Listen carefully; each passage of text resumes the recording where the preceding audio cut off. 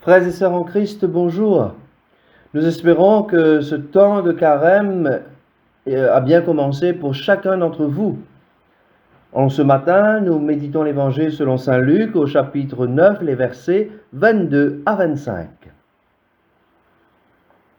En ce temps-là, Jésus disait à ses disciples, « Il faut que le Fils de l'homme souffre beaucoup, qu'il soit rejeté par les anciens, les grands prêtres et les scribes, qu'il soit tué, et que le troisième jour, il ressuscite. » Il leur disait à tous, « Celui qui veut marcher à ma suite, qu'il renonce à lui-même, qu'il prenne sa croix chaque jour et qu'il me suive.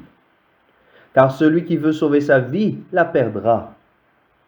Mais celui qui perdra sa vie à cause de moi et de l'Évangile la sauvera.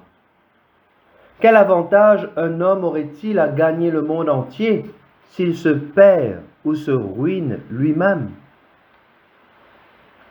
Acclamons la parole de Dieu. Frères et sœurs, nous croyons en Dieu et en Jésus.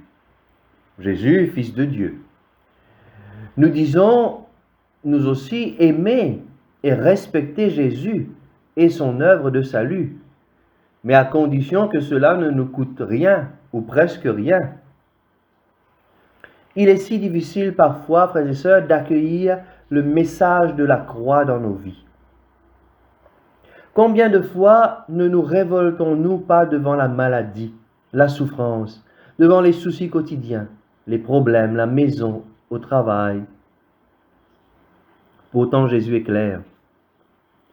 Si quelqu'un veut marcher derrière moi, qu'il renonce à lui-même, qu'il prenne sa croix et qu'il me suive.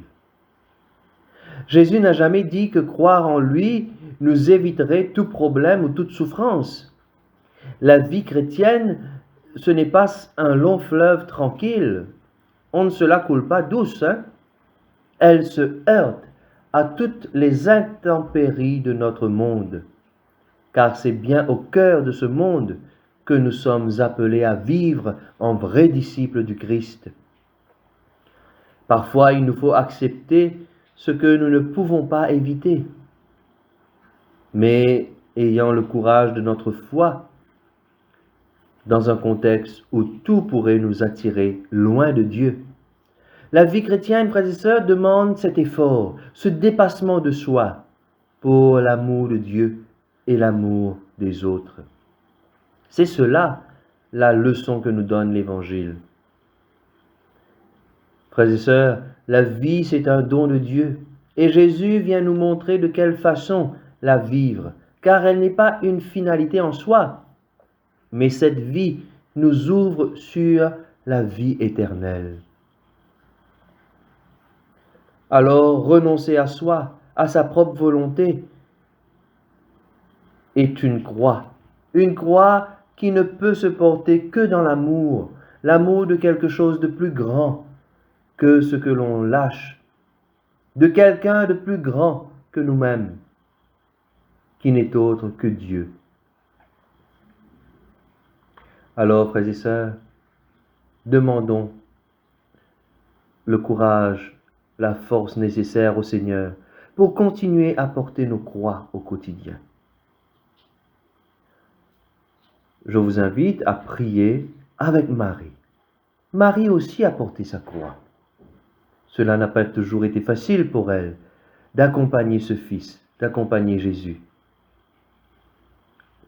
Elle a souffert de l'incompréhension, de voir son Fils mourir en croix, alors que Marie puisse nous aider à porter nos croix au quotidien. Quand vient pour nous l'heure de la décision, Marie de l'Annonciation, aide-nous à dire oui.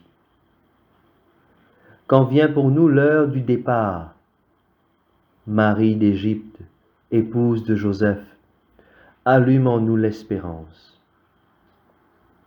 Quand vient pour nous l'heure de l'incompréhension, Marie de Jérusalem, creuse en nous la patience.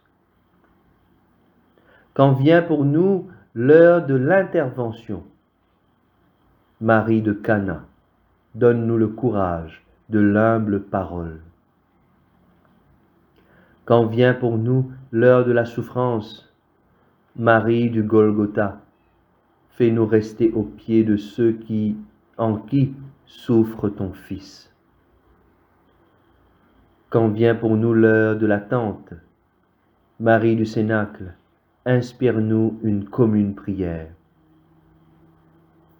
Et chaque jour, quand sonne pour nous l'heure joyeuse du service, Marie de Nazareth, Marie des monts de Juda, mets en nous ton cœur de servante, jusqu'au jour où, prenant ta main, Marie de l'Assomption, nous nous endormirons dans l'attente du jour de notre résurrection.